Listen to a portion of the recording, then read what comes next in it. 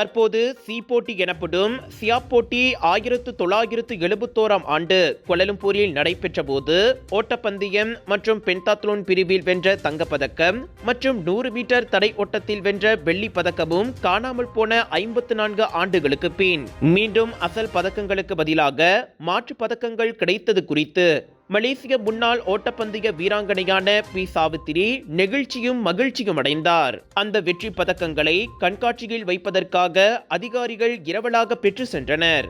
அதன் பிறகு அந்த பதக்கங்கள் திரும்ப கிடைக்காமல் சாவித்திரி பெரும் வேதனையில் இருந்தார்.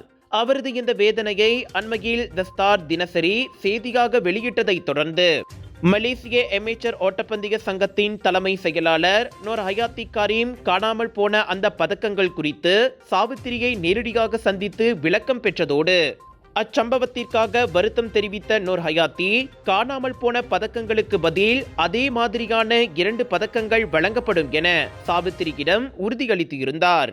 ஞாயிற்றுக்கிழமையன்று மலேசிய ஒலிம்பிக் மன்றத்தின் தலைவர் தான்ஸ்ரீ நோர்சா ஜக்காரியா 84 வயதுடைய சாவித்திரியிடம் 2 பதக்கங்களை வழங்கினார். தங்கம் மற்றும் வெள்ளி பதக்கங்களை பெறுவது எனக்கு மிகவும் உணர்ச்சிகரமான தருணம்.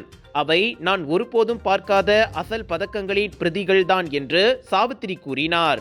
நூர் ஹயாத்திக்கு தாம் நன்றி கூற கடமைப்பட்டுள்ளதோடு 54 நீண்ட ஆண்டுகளுக்கு பிறகு நான் மிகவும் மகிழ்ச்சியாக இருக்கிறேன் என அவர் தெரிவித்தார்.